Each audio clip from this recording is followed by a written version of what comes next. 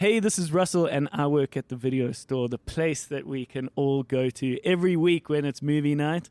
On days like today, interesting people pop in to rent something. We go through the films that they've loved across their life, and we are just here to help you figure out what you could be watching on streaming platforms and out in cinemas. All right, let's do it. Let's open up the shop. Did you see that thing yesterday on the TV? It was really interesting.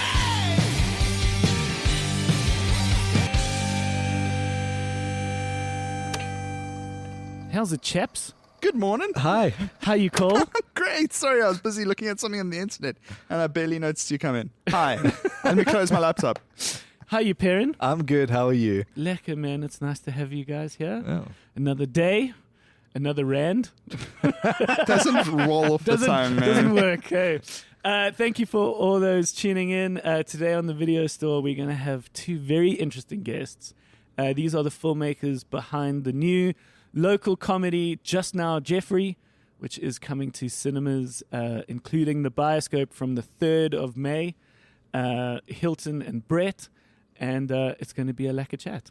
Fantastic. We love local talents, skilled. No, it's cool, and this is a little time people. capsule. It's set in the 80s, and it's just a fun, also coming of age film. Ooh. Just a fun comedy. Have you guys got something that can keep you guys busy? I'm just going to open my laptop again and carry on browsing. Thanks for interrupting me. I'll stand in the corner. All right. Yeah. You know, you got to work. You got to work, Perrin. You new to the store. We're going to... You got to go... I think get into the storeroom and dust off the old boxes or Yes, something. sir. You know? Yes, sir. Yes, Lovely. Mr. Cole. Go for it. Cool. All right, let's get into it. This is Hylton and Brett popping in to rent something. How's it, guys? How's it, Russell? How's it, man? It's nice to see the two of you again in the daylight now. We had ourselves a lovely evening yesterday at the Nouveau in Rosebank to watch a special screening of your film. A special screening, not the premiere yet. No. Because I think we can also then talk about it. But congratulations, guys. Thank Thanks, you. man. Thanks. I think what you guys do day to day and what you've done and achieved in your life is important to talk about. So I'd love to get into all of that. And how in amongst that, you guys have this passion project film that you've, and I want to talk about how you've created it, that we're now at the sort of tail end of almost having been done, right? Yeah, we've climbed a mountain, and I think we didn't realize what a mountain it would be. We thought it would be a hill. But I mean, every day you Hylton are in production. Yeah. So I mean, it is a very normal part of your life. But have you done a feature film yet? No. Okay. This is the first feature that we've done. We've done a bit of content, but mainly TV commercials. Brett on the ad agency side, myself on production company as a director and owner of Bioscope Films. Yes. So I want to get into that, which I think is lovely. But yeah, I'd say, when I say it's a mountain, if we've been doing commercials, which are like sprints, and a movie's a marathon. I mean, It's been all consuming for 3 years. Yeah, it's amazing, eh? Yeah, absolutely. I mean, we said it last night, but it's something that we've wanted to do all our lives, and as much as we haven't done our own feature before, we've written a lot of content, and we've always wanted to. And it's been a lifelong journey, but in particular the last 3 years. Yeah. It's all consuming, as you say, in a good way. It's been an absolute joy for us. Yeah. It's kind of that marathon running is tough, but it's wonderful. I know exactly what you're talking about, and I often use that expression because effectively the Bioscope is an events business, whether it's a public screening or a private event. So I work in the events game, really. And friends of mine who put on like a big festival or a big day festival, they're in a sprint where they just rush up into that. Where I'm in a marathon where I've got to do this every day. Every week the Bioscope does it. And I very much understand it's a completely different training. If you were an athlete, it's a very different way of going about your life. So it's interesting that you've now been doing sprints and marathons at the same time, because effectively, I would imagine the day today still has to continue, right? Yes. You weren't necessarily able to put it on hold. Step back for a bit. Certainly, I did direct a few commercials before and after the shooting of Just Now Jeffrey, but during production, I didn't. And Brett also. Yeah, that was always our commitment. Is we wanted to do this thing for so long. Yeah. That when we finally got to do it, we were going to do it all in. Okay. So I took a sabbatical. Hylton paused his commercials directing. Well, I say sabbatical. That would imply I got paid, which I didn't. But we were always going to be all in. And it's incredible. I mean, just on that note about the marathon, we marvel at this, and it'll be interesting for our advertising colleagues to hear. But, the working on set 6 days a week, 16 hours a day, we had thought that, a 3-day shoot was a hell of a thing. But the process and the commitment and the craft of that team of people running that marathon every day is extraordinary. Yeah. It was absolutely amazing for us to see. So I think the most important thing to mention at this point is what the it is. As you just said, the film is called Just Now Jeffrey. Yes. And we'll get into the story and the context, which I think is very fun and endearing. We'll get into it just now, Russell. But just now, Russell. There's just now, there's now, and there's now. Yeah. Exactly. Okay, so perhaps Brett, for yourself, you're in advertising. Yeah. Okay, and you are with Draft FCB, hey? So with Nahana Communications Group, of which FCB is a part. Okay. But pretty much been a lifer there for the better part of kind of 25 years. I did my time. Yeah. I was at Saatchi Joburg for 2 years. Okay. I very much put my head under the water, got a sense of it, realized I kind of wanted to be my own boss. Yeah. But I enjoyed it. I got it. I'm glad I did it. We say this all the time. It's definitely a love-hate with advertising. We love lots about it, and particularly the people and the craft. It taught us our craft. So I started as a copywriter. Okay. And it really, it helped us hone our craft, meet amazing craftspeople. Yeah. And then finally get to the point where we could, put all that experience into the movie. But creativity is a muscle. I know also with myself as a musician, like the more you think, the more you have to think creatively, the better that muscle gets flexed. And so having to make those kind of creative decisions, whether it's for nappies or like face cream, will exercise your muscle when you can then now apply it to your own film. So I'm sure all of that fed in, right? Absolutely. I mean, and particularly from a production point of view, which is obviously Hilt's side of the process. But it was, he was sitting there going, which technique could we use that I've learned along the way? Yeah. Yeah. And that's the thing, it's we're kind of nervous about doing a feature film, having never done one before. But it came so easily because, I've probably directed over 300 commercials over the past 20 years. Yeah. And even the ones that were tough or irritating or whatever, you always learn something. Totally. So, with Brett, I'd say, remember that shot we did on a Toyota ad, where the guy walks and we contra-zoomed, and let's do one of those. Contra-zoom. I've forgotten that term. Or, just from working with kids and animals and knowing how to put actors at ease. Whole other thing. Yeah. I met a guy whose job was to be like the kid minder on set. He came from a psychology perspective, and that somehow got him the strange job where he was the kid that sort of kept the child happy on set, like a toddler.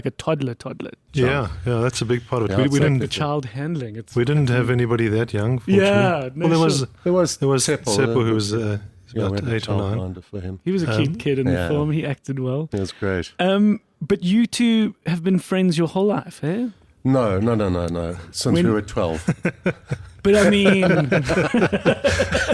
we didn't meet as babies. No, sure. But I mean, okay, so the formative years, and I think this is quite important because the film that you guys have ended up making, Just Now Jeffrey, very much centers around the high school adolescence experience in the 80s, which was an interesting minefield to be in, and specifically a Jewish 80s in South Africa. Yes. Which I thought was a lovely perspective. And we've, we've heard the buzzword so often, and it comes out in speeches at film festivals where everyone says, we must tell our stories, and we all have stories. And I was just so glad when watching it, where I was like, this is authentically someone's story. Yeah. Sure, it's made fun and you've got extra comical characters, but at the heart of it, we've got Jeffrey, who's a high school kid who's... He wants to get laid. He wants to get laid. Sure. He's got the sort of simple politics. premise. Very simple premise. He's got the politics of South Africa in the background, his Jewish household as his kind of context. And I just thought it was lovely. Yeah, well, it's a classic coming-of-age story where two guys make a pact to lose their virginities before the end of the year. Now, we've seen that kind of thing before, but we've never seen it with our voice and our tone and our setting. And part of that is, we grew up watching movies like American Pie or Stand By Me, shows like The Wonder Years, and we thought, well, we've never seen us up there as white, Jewish, South Africans, and it's kind of normalizing our youth by putting it on screen because it's never been done before, not with our voice. Well, yeah, and a lovely point of that context was South Africa's conservatism. Yeah. Which even though I was born mid-80s, still saw a lot of. But I mean, I know an era older than me, like it was almost impossible to get your hands on anything. It was highly illegal. I mean, the magazines would have stars covering the girls' breasts. Yeah, and the joke was always that when sort of South African men went to a sort of Italian beach, they just assumed that every woman had stars on them. Yeah, we always, that was something that we wanted to weave in. We found it fascinating, the idea of these very conservative people sitting in a room watching this explicit material to decide whether South Africans could see the stuff. Yeah. It's so fascinating. So, sort of super conservative people probably getting off watching it, and there's a scene that sort of deals with the censorship board, and they kind of hating it but loving it, and watching it but banning it. Yeah, no, and I thought that was fun. And then, of course, the other part of the story is how these kids are making the money, because they've realized that one way in which they can ensure that they get laid is if they were to pay for it. So then the movie turns into like a fun hustle, and all the characters involved in that. I guess, what were some of the things in your own life that you took to the film? I mean, when someone sees it, obviously there's going to be a multitude of characters and moments, but were any of that inspired by? It's a work of fiction, and any similarities to persons living or dead is purely coincidental. But any sort of moments that you drew from, or any characters? Yeah, I think that's, earlier we were talking about going into where you grew up and renting the videos, and of course in this film there's a video store. And yeah, there are people in there that are a mishmash of inspiration from people we knew. No one is exactly based on no, of on course, one person. but I mean, I'm just curious, who were some of those people? No, it's pure fiction. We're going to keep repeating that according to our attorneys. No, but the truth is, it is an amalgamation, and we wanted to your earlier point, make it very personal. So we wanted to write about characters and types of people that we knew. So it is drawing on all of those characters that we grew up with, and pulled bits of fact and fiction out of the mix of our lives. But obviously, like Tarantino is not a crazy slave owner. This is also fiction. Sure, no.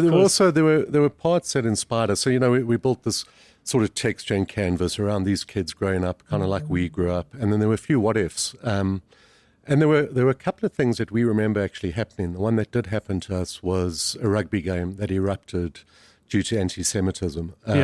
We were in that match, and it turned into a brawl where parents got involved, siblings got involved. It made the newspaper. Oh, hectic. So we always thought, that was a really interesting part of our history that we want to kind of put in a movie one day. Yeah. And then there was also this crazy thing that happened in the 80s that some people still remember. And I don't want to give away any sort of spoilers, but there was live porn broadcast on TV at the SABC. Somebody screwed up, and somehow for a minute it was on air. Yeah. And it was a huge scandal. Like, firstly, porn was illegal. Secondly, the SABC only had one channel, and it probably broadcast for 2 or 3 hours a day. But some dude was probably making copies in the back room, and somehow it went live. Yeah. And it was in the papers. Everyone was talking. Like, a lot of older people still remember that. And we're like, how did that happen? You know, what's the That's backstory? lovely. And that was like just a bit of inspiration for us okay. to build a narrative about what may have happened there. Not to give too much away, but I could see how that could have been a lovely seed to have been planted in the film. Yeah. Lovely. And so where are we at now? You still doing some final touches? You mentioned you're still trying to figure out some of the music rights. Yeah. And then can one say anything at this point about what the hopes and dreams are for the film? As long as nobody holds us to an exact date. But we are in final sort of stages of conversations with Steer Kinnickle, which is exciting. Cool. We do need to, we're doing a bunch of snags. As much as that version you saw last night probably felt mostly fine, there's probably like a dozen things that we need to clean up. Sure. So there's the small touches, there's the music licensing. We may have to shift or change some of the tracks, but those are all kind of small tweaks to hopefully pretty close to where it is right now. Because you mentioned that at the beginning, so I was then conscious of listening out to what songs you were choosing. And Yeah. I turned to our friend Faster and I said, Dire Straits might be kind of tricky. It's perfect in that moment. And here's hoping it's possible or you find something better. Yeah, but, I mean, but it was one of those where I was like, I could see why you chose Money for Nothing in that one scene. And I was like, that might not be the cheapest thing to license. Exactly. I mean, it's a very, very ambitious track list, but we wanted to put it together, and then we're now negotiating and seeing what we can afford. We also have found a lot of South African music from the 80s, which will be in the next version, in the next cut. Good. Which is really great because there's some fantastic tracks, and it's just taken a bit of time to find the right fit. No, because and perhaps finding the owners of that also could be quite tricky because the old South African 80s bands can be anywhere in the world or any form of alive or dead. Yeah, we found most of the rights are with publishers like Universal or Sony or Gresham. But where it gets tricky is whether it's just for South Africa or whether it's for international, whether it's for cinema or whether it's for TVOD or SVOD or AVOD. So there's a whole world of you've stuff. got to license it in each way. Yeah. Correct, yeah. Interesting, hey? Sure. One thing we touched on right at the start is that the production company that you're a part of is called Bioscope. Yes. And I would love to just take a moment because I think it's a fun, interesting touch points of how our two very different businesses have been sort of weirdly linked over the years. Yeah, it's crazy. So I started Bioscope in 2005 with Daniel Kaplan, my business partner. And it was out of a love of going to the Bioscope. I mean, that's how we got the name. For me, it's like, what are you doing tonight? Let's go to the Bioscope. You know, it's a very South African thing to go to the Bioscope. And I think still, we had a partner at the time, and he said in townships, they still call it Bioscope, and it's still referred to as that. And it's just, it's like Christmas. Let's go to the Bioscope. It's a fantastic word. I think the origin's actually from a German projector, which is a Bioscope, which is Bioscope, which was it was a more mobile setup. Exactly. From what I could at some point figure out. Yeah. Okay. So we started the production company called Bioscope, and then we started getting phone calls. I think it was, when did you start? In 2009? In 2010. 2010. Dan would get these phone calls. Hi, what time's this shown? Or what's this? And he goes, no.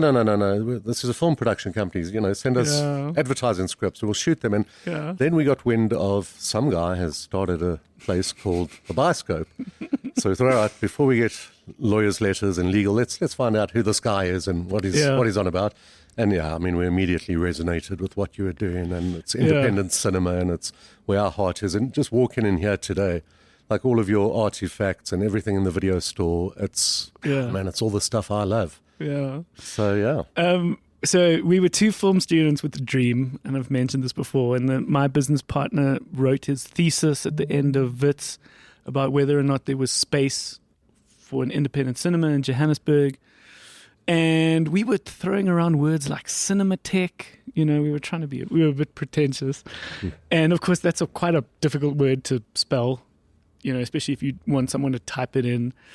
And then at one point it just dawned on me, and I remember phoning him saying, like, the word Bioscope has to be in it. Come on. Like, it's not a word that was on any of our radars in my generation, but I was like, we're doing this research, we're finding out about the gem bioscopes and these old bioscopes. We got to tell the history of the bioscopes. We got to continue that. Yeah.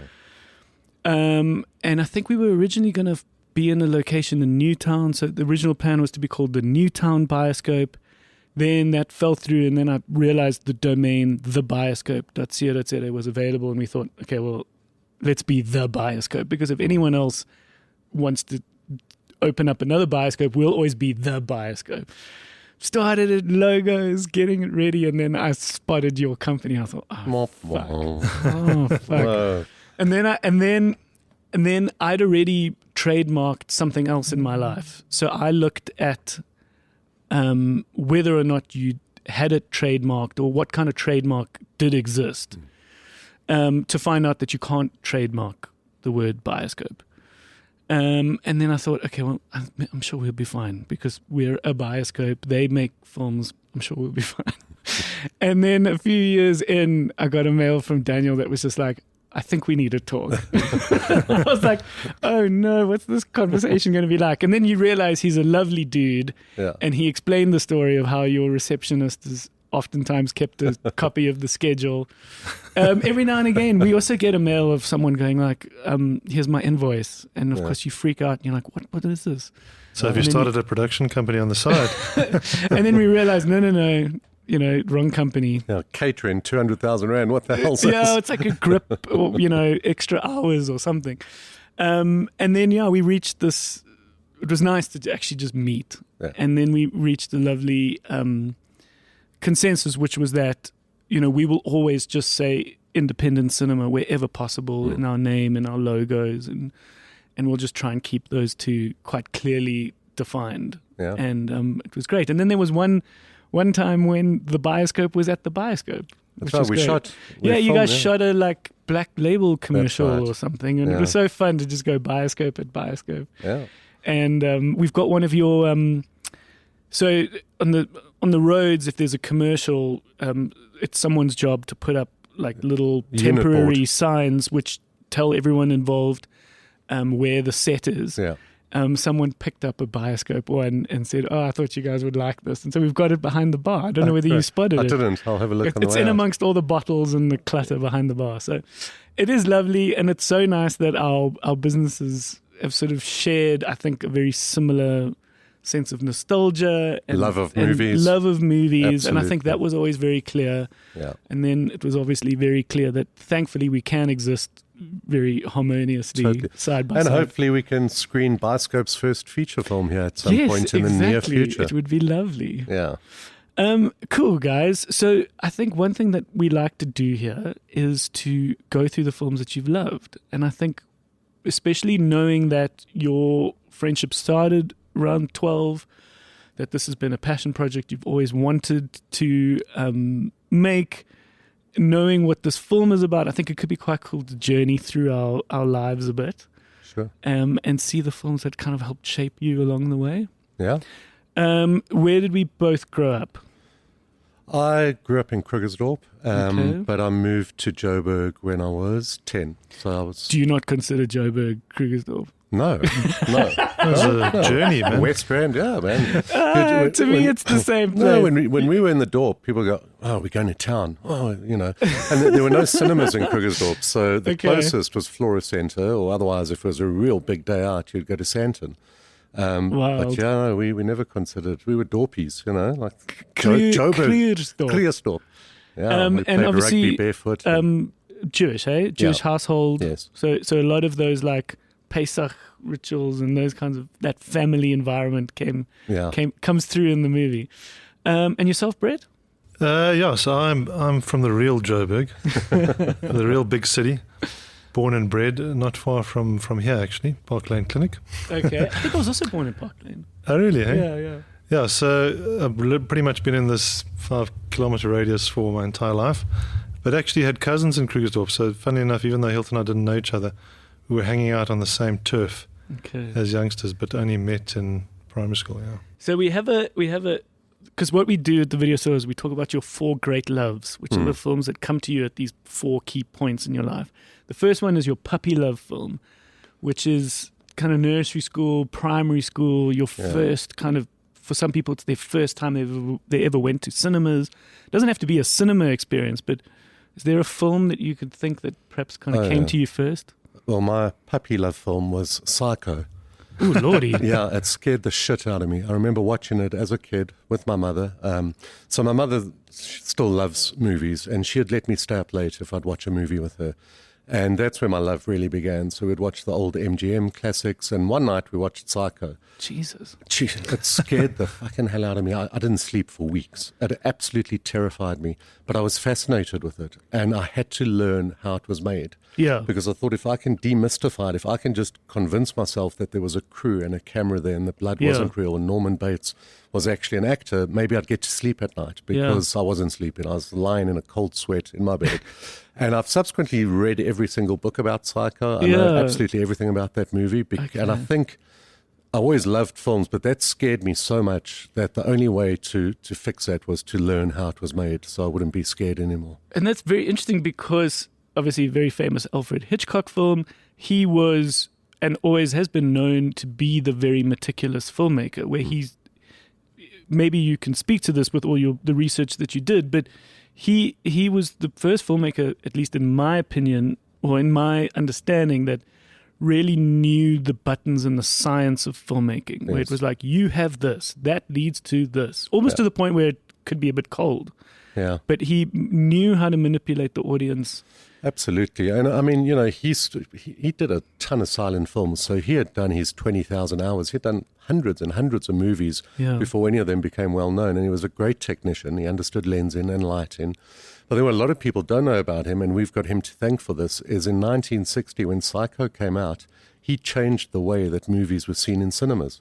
Okay. Up until then, you could go in at any time. And I remember my dad would tell me about this. You could buy a ticket and you could walk in at any point, and you could stay as long as you wanted, and then you'd leave. Okay. So it was on a rotation. There were no screening times, and obviously the exhibitors liked this because people could buy. And with Interesting. Almost Psycho, like that was like a tea room concept, hey? Yeah. Because I heard about tea room bioscopes where it was like you go on your lunch break. yeah, you just go You in, arrive at sit. any point, you just watch the movie. Yeah, and most people would wherever it watch is. it.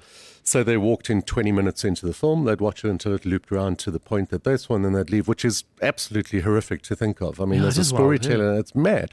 And Hitchcock, he had enough power in 1960 to say, that's it, okay? People will not be admitted before, after the movie starts. Okay. And there are big posters of him saying this, and there was a huge uproar, and it changed the way film was watched in cinemas around the world. I didn't know that. Because obviously he didn't want people to know the twist or the surprise. He wanted them to see it from the beginning to the end, and he changed everything. Yeah. Up until then, which is thanks, Alf. Psycho very famously had what I think he coined the term MacGuffin.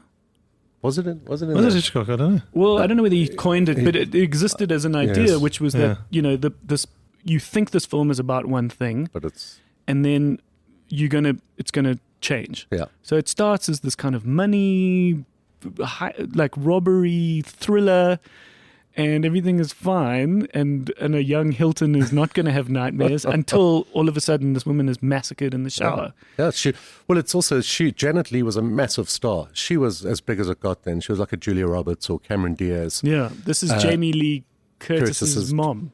Yes, Right? Yeah. correct. And she was a big star, so people would flock to go see her in a movie. So there they are watching this kind of film noir, as you say, sex, money, and boom, she gets tired, she turns off into a motel and gets killed, dead. 20 minutes into the film. And everyone probably checks their watches they're and like, goes, "Oh, what are we man, going to be now watching what?" for the rest of Now this? we're stuck with the Psycho, Norman Bates, and we've got nowhere to go. So the story changes into a horror, which is still an amazing technique to do. It's a bold move. Yeah. Oh, magic. Okay, and for you, Brett? Geez, yeah, I think It doesn't have to be as film schooly. No, mine's on the opposite side of the continuum. I was staying the hell away from that kind of stuff. I don't think I would have been psychologically well if I went through what Hilt went It through. explains a lot. Exactly. The stuff that we were all drawn to, but in particular, in the formative years was stuff like Mel Brooks.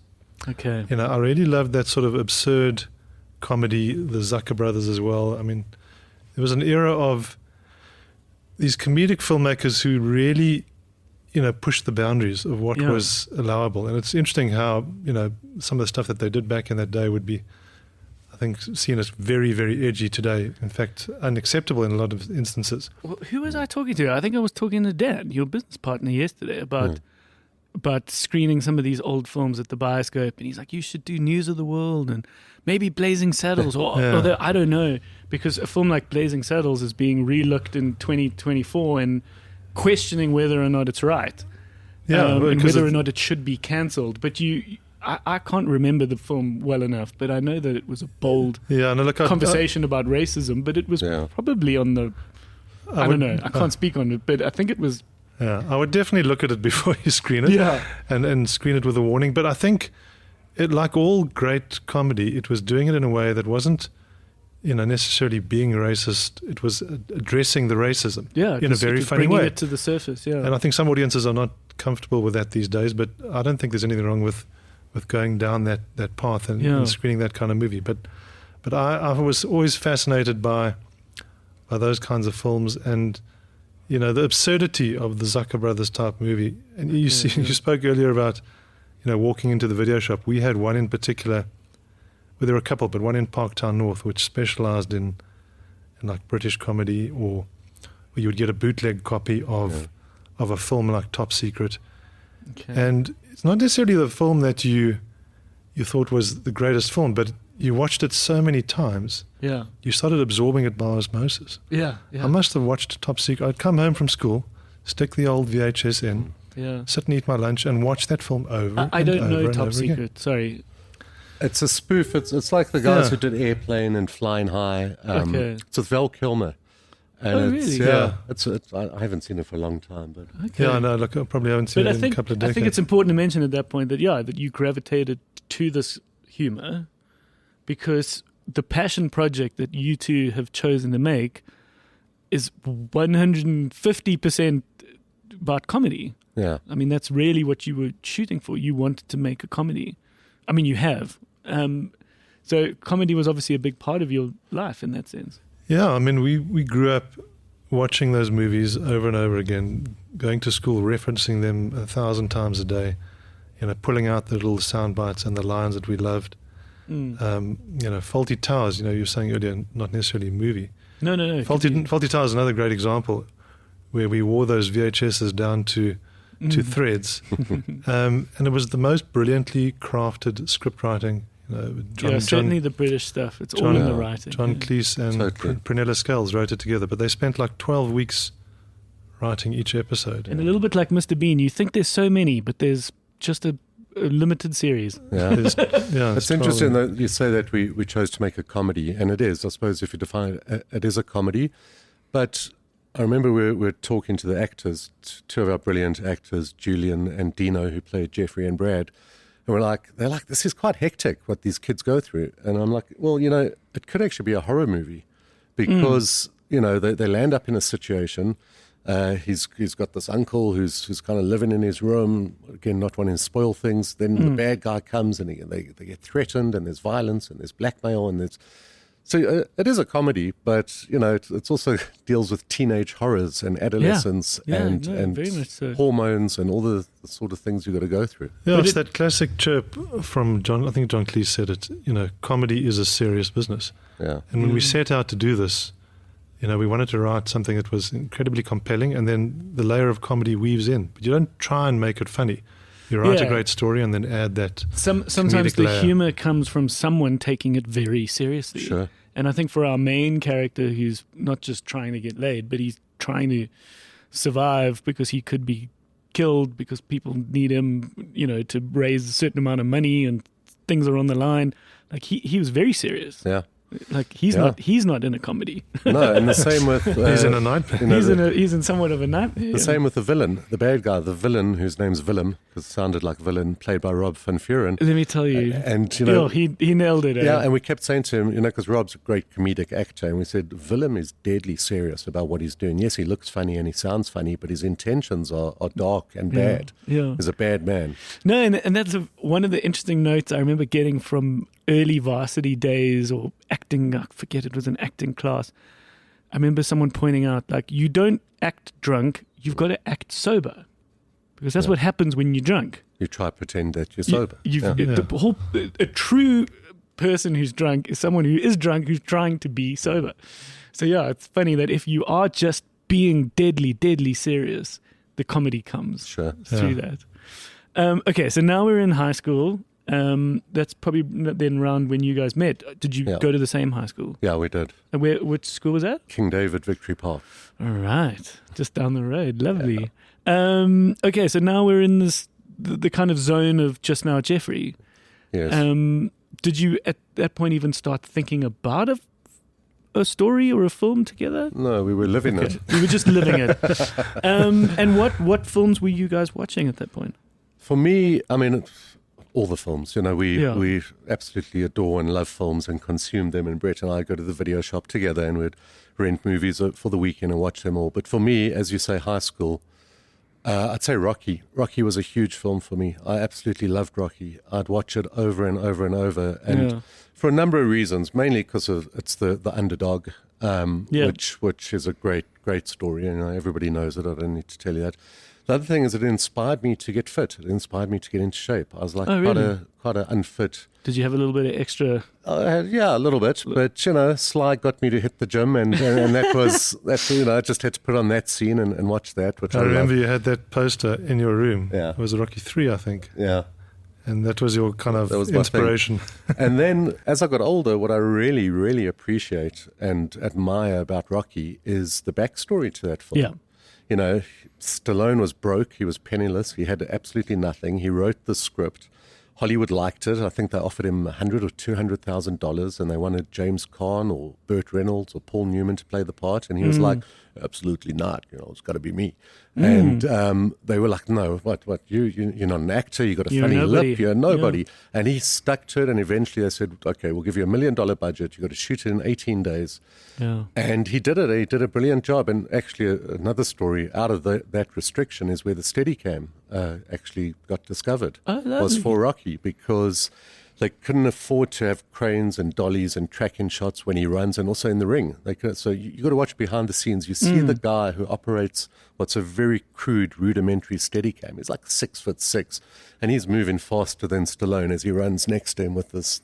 And that's really kind of where the Steadicam began. For those not in the world, the Steadicam is something mobile, but it needs to be steady, as opposed to this feeling of it being handheld. Exactly. It's a handheld, but it's got the smooth motion of a track or a dolly. But it's weighted and it's counterweighted with. It's very complex. Yeah. Now it's a whole rig that almost looks like this kind of science fiction exoskeleton that someone wears. And of course, that those guys have got like the strongest, but perhaps the most fucked up backs, because that's what they do for a living. But okay, so they invented it for that. No, and then of course the film didn't just go on to do well. I mean, it won Oscars. Yeah. And so it was a real amazing story. I haven't finished watching the Sylvester Stallone Netflix thing. Did you watch it? Tulsa King. No, there was a biopic about him. Yeah. I think it was just called Stallone or Sylvester or Sly. Great. Sly. Okay, it's just called Sly. Yeah, we call this film the high school crush, where it could just be pushing you to be something more, or opening or breaking open your brain, or perhaps being a bit dangerous. Like in high school, you do try and find boundaries. Yeah. Okay, so for you, it brought you a bit closer to fitness and sort of. And the underdog, and it's a love story. Believe you can achieve. Brett, for you over in high school? Yeah, as Hilt says, a lot of the same films. I was just thinking while you guys were chatting about Rocky, Paradise Alley, which was also another brilliant film. In fact, he wrote a novel. I don't know if you know that. He wrote a novel, bashed it out because he couldn't get the film made. Who's this? Stallone. Okay. And then that was the precursor to Rocky. So he was such a diligent. I only discovered this after the fact, but my brothers and I were kind of obsessed with that film, and the Rockies. As Hilt said, we used to go to the video store. We were talking about this last night. There's so much content, brilliant TV and film these days that you kind of take it for granted. Yeah, it's such totally. a tragedy. Yeah. We'd go to the video store. You'd walk out with a stack of 5 tapes. and you'd sit in a weekend and watch 2, 3, 4 films. Yeah. Yeah. So So what was Paradise Alley? it was a novel that Stallone wrote and then Okay. turned into a movie about. Okay. It was also kind of an underdog story. I Yeah. think it was his practice run for Rocky, basically. Oh, so he made that before Rocky. Yeah. Okay. But it only got released afterwards, I think. Okay. Oh, really? Yeah, I didn't know because- But I remember high school movie. I have such a clear memory of Brett and I in 1985 going to see Back to the Future together. We talked about that for days. And we went to Hyde Park. We sat there. I love the back row of the of the front section, and we were But hang on, if you went back to 1955 and the DeLorean was hidden, and then he went back again, shouldn't? I mean, If he left, if his past self is there and he meets himself, how does hours and hours? So that was in cinema. yeah. Yeah. I remember walking. Yeah, we loved that movie, and It's timeless. it is. It's an amazing. Apparently, movie. UCLA use it as the perfect. The film school there use it as the perfect example of a film because it hits all the right points. It's got all the right arcs. Okay, Yeah. the first one. Yeah. Yes. Did you hear the story about The Godfather, where Mario Puzo, who wrote the book, then put the screenplay together, and then he thought, Jesus, I don't really know what I'm doing. I should perhaps go to film school. And apparently, like, he sat in film school, and the lecturer was like, "We're going to study The Godfather." Oh wow. And he was like, "That was made by someone who doesn't know how to do the job." Okay, so UCLA use Back to the Future. Back to the Future. Yeah, the Bioscope. I think it's in the second one when they go into the future. We coordinated a screening because that date was 2015 or something. Yeah. Which was hoverboards. I mean, That's we're still right. waiting on those. on the hoverboards. But Yeah. the Bioscope did a screening which was timed perfectly Yeah. so that he arrives at the exact moment. It was like a Oh, that's it was great. for South Africa. It was like a bizarre point in the afternoon. It was like 4 or 5. But yeah, it was a nice I don't know sold-out screening. if you noticed in Just Now Jeffrey, there's a character Finkelstein who owns a video shop. Yes. And he's always talking about movies, and it's like our kind of nod to the movies we loved. But a little Easter egg there is that he's always in the wardrobe of a well-known character from an 80s film. So when he's talking about Back to the Okay. Future, he's wearing Marty McFly's I know. Yeah, life okay. jacket, and Cool, then he's wearing cool, Ferris cool. Bueller's outfit. And then at one point I was noticing he was wearing the black leather yes. That with was the sunglasses. What's that? Risky Business. risky business. Yeah. Yeah. That's lovely. Okay, great. Okay, now we are into the more varsity early job career part of our lives. We call this the It's Getting Serious film. Did we study? What did we do after high school? We both went to Wits. Nice. Brett did architecture for a year. Didn't quite make a year. I No. lasted Few 6 months. months. Architecture's hard, A few eh? days. I lasted 6 months. It's one of the hardest degrees. Yeah. It's Yeah. often makes the list in terms of how much extra work you need to do. Yeah, my brother actually did it before me. He lasted 2 years and said, whatever you do, don't do this degree. And I was like, yeah, whatever, I'll do it. And then it lasted 6 months. Okay. And then, we both were there at the same time. We did BAs. Nice. Then landed up at AAA School of Advertising. Cool. Then I went off to film school, and Brett started his illustrious and brilliant career in advertising. Which film school did you go to? London Film School, Oh, lovely. which I was Okay. very lucky. But bear in mind, back then it was 4 rand to the pound. So, Okay. so studying in London was doable. Yeah. And Fran was with me, and she actually worked at an ad agency, and she earned the money while I studied film. And Okay. yeah, Wait, this is your now wife. yes. So you met in London or you went over together? We met in high school. Okay, lovely. All And the then people I'm close to, I didn't really expand Doesn't beyond. doesn't like change, really. No. I met them at 12, 14, best friend, wife. That's it. It's lovely, Yeah. man. Okay, so you guys both went over to London together. Yeah. She was able to make a little bit of bread while you While I followed your studied. dreams. Exactly. Okay. And I'd say the movie I'm just thinking about those last 2 years. I mean, there are 2 that spring to mind. And it would be True Romance, which I know you're screening tonight, Yes. and Pulp Fiction. But if I had to choose, I'd say True Romance. It's just because Okay. we had never seen anything like that. I mean, Yeah. the sophisticated plot and the characters, and I think we referenced True Romance a lot when we were writing Just Now, Jeffrey, because we love those characters who just come in for one scene. You know, Gary Oldman as Drexel, or you got James Gandolfini's in there. I mean, it's and you just see them once or twice, but they make it so much richer. And even Christopher Walken as well, yeah, and Dennis Hopper, Christopher. Yeah, well, you got a lovely scene with Lo Fenta. Yeah. And in that moment, not to give too much away, you've got Corne and Twaki united in that scene, obviously with very different characters. But yeah, that moment and that freedom and that playfulness is fun. Yeah. Yeah, so it's been a tradition at the Bioscope to always screen True Romance on Valentine's. It's just what's perfectly embodied the sensibility of the Bioscope, and we'll stop doing it when we stop selling out. And you're sold out tonight, right? Yeah, both screenings, which is lovely. So I think it's a perfect way to spend Valentine's. In fact, it's the only way I can possibly think of. Yeah, but a part of me kind of secretly hopes there'll at least be one couple where one of them booked the tickets and didn't read the description, and thinks perhaps, it's a rom-com, and perhaps the partner, the girl, is sort of clenching, like the arm of her partner, going, "Babe, what are we watching? Because there's blood and a suitcase of cocaine, and everybody dies." It's great. That's great. Apparently, it was meant to, in its very early draft, be a prequel to Natural Born Killers. I don't know whether you knew that. No. But I can see the parallels. The two, and then of course now with Natural Born Killers, you've now got this kind of outlaw couple on the run. I rewatched Natural Born Killers recently. I remember loving it at the time. It's so heavy-handed. I wasn't sure whether it deserved a rewatch.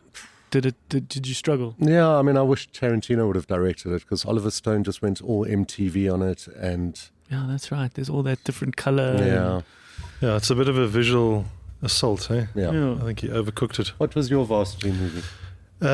Also early work, sort of around that time. It's when the relationships were getting more serious. Yeah, so Tarantino, that was the era of Tarantino, and we discovered him, and I think fell in love with a different kind of filmmaking we'd never seen before, and a kind of dark comedic storytelling that we'd never seen before. And in fact, I had a kind of a crossing of paths with Pulp Fiction, because we had the State Clinical account at the agency when I was a junior, and Pulp Fiction was premiering in South Africa. This must have been 1995, I guess. Yeah. And they had a competition in the agency to write the radio ad to announce the launch of Pulp Fiction. Okay. So had you seen them film? No. So this is the story. So you came up with an idea, and then if you won the competition, you got to go see the premiere of Pulp Fiction before it came out on cinemas. But how hard is it to write the copy for a film you haven't seen? I guess all you had to go on was the trailer, hey? Yeah, it was a kind of a broad concept just to see, and then we ended up redoing it after the screening. Okay. But that was kind of, I guess life-changing in some sense, because there was so much hype around that movie, and I felt like I got the special moment. It was a cinema of like a dozen people. Wait, so you won? Yes, so I won the competition. Important part of the story. What was the concept of your ad? It was actually quite bad, now that I think about it. Okay, but it was. So in fact, yes, the point was they had to write the ad. That we had to get the ad done, like weeks before the film arrived. So you were writing it with an idea of what the movie was about. So it was a kind of a metaphor. I'm not going to bore you with the idea, but. I remember you did a bit of direct marketing as well. It was that I thought was brilliant. You did I'd forgotten about that. I remember his work better than he does. That was actually a great idea. Syringe, yeah. So it was a press kit, and it was a syringe filled with fake blood, but that was a pen. So we sent the media the pen to say, "Would you like to come and sign here if you'd like to come and see this film?" The line was "Rush to see it." Damn it. How does he remember this? Yeah, so the term is direct marketing when it's an idea for something that you send directly to press or people, as opposed to a billboard, which isn't direct. It's something you see in your periphery or TV. Okay. The radio, mainstream media, it's all coming back to me. Okay, well, that must have been fun. And then you obviously then got the chance to watch the movie. And so that obviously stuck out for you as a nice early work film. Yeah, absolutely. Well, look, it was something that we were all, waiting to see, and I was lucky enough to see it then, and we watched it 100 times afterwards. Yeah. And I think that definitely Tarantino's films we've watched so many times and marveled at, Yeah. the boundaries he pushed. That's definitely part of the DNA of And of our stuff. freedom of that storytelling, where Yeah. halfway through you're like, okay, now it's a pocket watch, and you're like, the chapters of the pocket watch, and you're like, and then of course what was also genius was getting Travolta to dance. It's such a simple thing, but he came out of Saturday Night Fever and Staying Alive, and everybody knew him as this particular kind of guy who also danced. Yeah. There's a And he fantastic story about Tarantino, how he cast him, and Bruce Willis. So you're absolutely right. Everybody had kind of written Travolta off, and Tarantino saw in him the perfect character to play Vince, and he had cast him. And then Bruce Willis got wind of the script and came to Tarantino's house and basically took him aside. Bruce Willis was one of the godfathers of Hollywood. Yeah, big dog. Took Tarantino aside and said, "Listen, I want to play Vincent." And Tarantino, incredible, dedication to his vision. He said, "Listen, Travolta's the right guy for that role. Sorry, Yeah. but actually, there's this other character, and I want you to go. I'd love you to reread it. And there's this character Butch that I think you'd be amazing for." Mm. And it's not like there's one main character. There's amazing characters throughout this film. And Bruce Willis went away and said, "Yeah, just I love it. I'll do it." Yeah. But the fact that he is so singular about his vision and can see the potential of a Travolta dancing in the way that he did is Just knowing remarkable. that whether you knew it or not, there was the charm to sort of seeing him dance again. Absolutely. Also, what's so brilliant about that scene with Travolta and Uma Thurman when they dance in is it's just so much more effective than a love scene. There's no sex scenes in Pulp Fiction. And, there's a great thing saying, well, anybody can show a couple in bed, but show them really connecting. And dance does that. Yeah. That's what the old musicals used to do when you couldn't show sex scenes. And it's what Rocky does. You don't really see Rocky and Adrian having sex, but you see them ice skating together, and he's holding her. Yeah. So it's like moments like that in a movie where It's a show don't tell scenario. Exactly. Yeah. It's the subtext, which is amazing. Now we're over to the last one, right. which is the film you'd settle down with. This is like marriage. We're talking now. It could be your high school crush, which in your case, you literally married your high school crush. So one could always go back to that, or maybe in some cases you haven't met it yet, but curious whether there's a film you can always come back to. I know I'm going to change my mind, but the one that springs to mind, and I watched it again recently, and I absolutely love it, is Once Upon a Time in Hollywood. Okay. So again, Tarantino. We were talking about the book outside in the lobby. And I love that film for so many reasons, because it's about the love of film. Yeah. It's about two buddies, which, obviously I can relate to with Brett and I and our journey. And it was all about the friendship. It's all about the friendship. Anyone who looks at that film and goes I don't know what it was about. It was weird. It's like sometimes the idea of who Tarantino is bigger than what he actually produces. Absolutely. I don't know what you were expecting. This is Tarantino. This is what he does. And, I think it's absolutely crucial that the whole backstory of what happens to Sharon Tate. There's a lot of people who saw that film. That's an important part of it. It's really important, because otherwise it seems very obscure and arbitrary. What I also love about it is the fairy tale that in the land of movies, things can sometimes work out. And he did that with Inglourious Bastards as well. We get to pummel Hitler with a machine gun. Exactly, repeatedly. Yeah. But, it's like that's the magic of film. And Once Upon a Time, it's a fairy tale. So he just infused this most horrific thing that happened alongside these two buddies. And there's a line in it which I often think about, when he describes his best friend, he says he's more than a brother but less than a wife. And, when you've been on a journey with a pal, and it's just like the two of them watching movies and drinking beer. And I just love, a lot of people are like, oh, the movie's so long and Brad Pitt's just driving around in it. But it's like you're hanging out in this world. It's with like these this guys. was not made for you. No. Exactly. Yeah, it's a special film. And I, on a trip to LA, ate at Musso and Frank's, which is where they do that meeting with Pacino in the beginning. It was the most expensive steak I've ever had in my life. And when you do the maths and you work out what sort of $40 is, you're like, Lord, this is expensive. But it was a really good steak. Yeah. But a lot of that old Hollywood comes through, and it's still there in that place.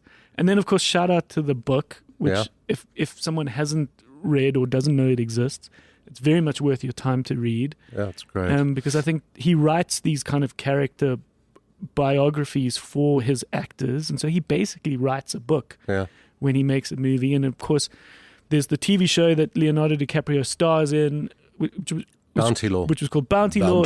And in this book, he fleshes out basically the whole plot of this TV show, which, as we said before we got started, could have even been a book in itself.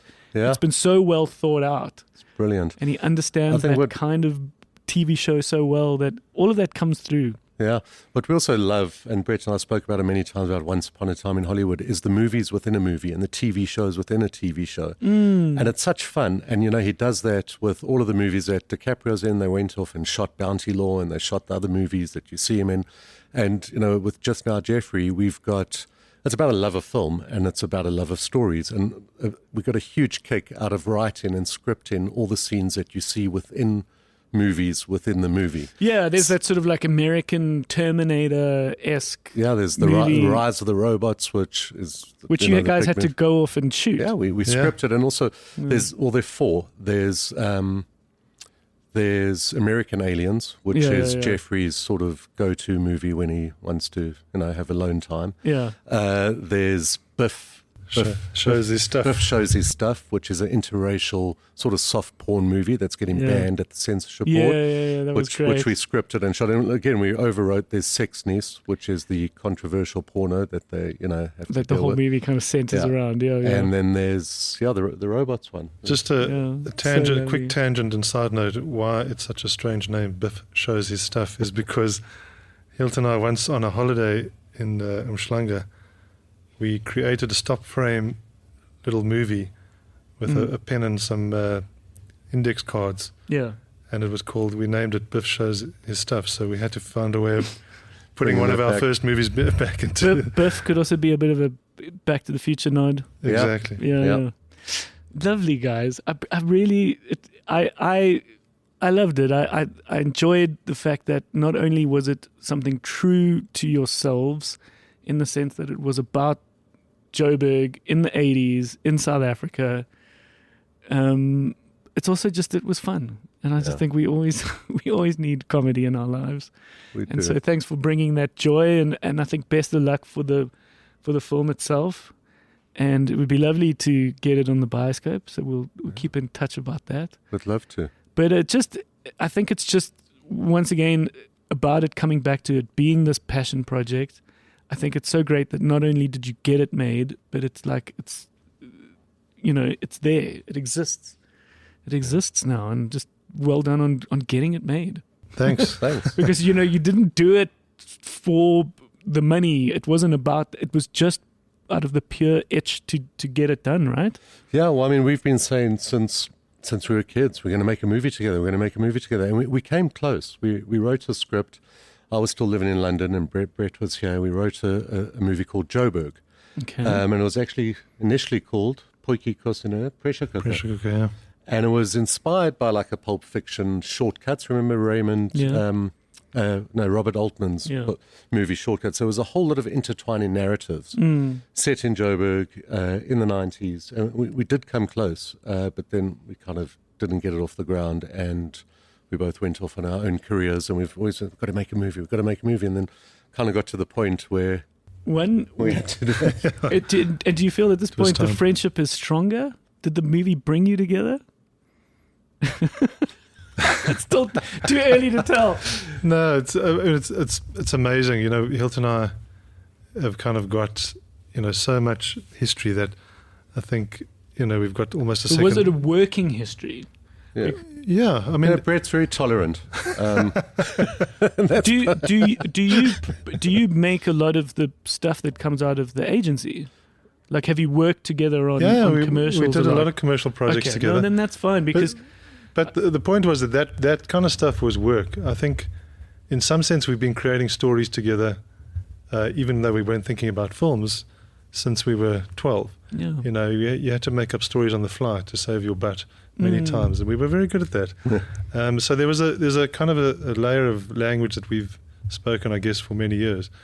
Working in a team is not easy, but I think because we know each other so well, Yeah. We were able to, find those amazing stories. Lovely, man. Yeah. Cool. Well, guys, at this point, best of luck with everything. Thank you. And I hope all the distribution and the business side of your baby is everything that you want it to be. But either way, you've made it. You've got this for you. It exists. And it's for you. Like, Yeah. if it's true to you and it's something that you love, then that can resonate. It's the same with music. It's like this last album that our band did, we weren't as busy or proactively trying to be the world's biggest band. So this last album was very much for us. Yeah. Well, I think, Brett and I kept saying, we're making this movie for us. Yeah. Because a lot of people would say, will people overseas get it? Will it be understood? The Jewish stuff, the Afrikaans stuff, the 80s. And I'm like, we're making our movie. We want to watch it. We're the audience. And we sat on set every day at VT laughing and loving every single second of it. Yeah. And I mean, it's actually maybe to emphasize that point, and we talked about it at the start. I shudder to think that actually when we set out on this journey, and some of our investors said, maybe we should Americanize this film and make it more marketable. And we realized that, we've got to make something that we love. And every decision you make along the way, you make it because you think that's going to make the film better. And that's the only way to do it. Yeah. Because if you're trying to make a film that somebody else thinks is going to be good, you're on a road to nowhere. No, I mean, second guessing. Just to go back to all the films that you guys have mentioned along the way was just filled with people sticking to their guns. Yeah. Yeah. If Stallone had compromised, if Tarantino tried to make a script that was more generic, it wouldn't be them. So Yeah, and I mean, we had plenty doubt along the way, and it's actually one of Tarantino's sayings that I kept going back to, and he's like, if you really, really, really love movies, you can't make a bad one. And I really, really hope he's right. No, lovely. You guys have made a great film, and it's fun, and I hope everyone gets to see it. And we'll do our best to perhaps time this episode the best way we can. But either way, today was a conversation about two guys like really just fulfilling their dreams and just making something for the pure fun and passion of it, which is the most important. So, well done on that. Thanks, Russell. And Thank you. Thanks for having us, man. Look forward to seeing where it all goes, and nice to be friends. Yeah. Cool, man. Thanks, guys. See you at the movies. See you at the movies. Cheers.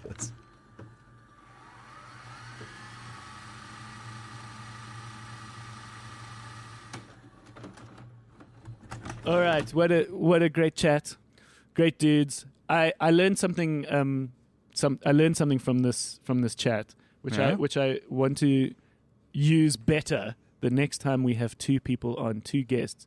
We should get each guest to hype up the other one, because what happened is, and it happened more after the visit, is Hylton was explaining like just how established and great Brett is, because they're two buddies. Yeah, for sure. And so like it was so nice hearing someone more objectively praise the other one. And Brett was like, Hylton's a big deal, man. He's a commercials director that's made all these amazing things. And so I think the next time I do it, I must make sure that like I force like two partners or two business partners or two like collaborators to hype up each other. That'd be cool. It's the best way to like genuinely get exactly. like a good understanding of who they are. Okay, cool. But yeah, just now Jeffrey is in cinemas. Tickets are on sale at thebioscope.co.za. I think the Bioscope, being a cinema that plays so nicely on nostalgia, I think would be a good spot to come and watch the film. All right, and thank you for listening, guys. The home base is thevideostore.co.za. There's links to other guest chats at that website, and let us know what you think of this, man. And yeah, guys, we'll see you again soon. Yeah. All right. Have Cheers. fun. Cool. Ta-ta. TTFN. What? TTFN. Ta-ta for now.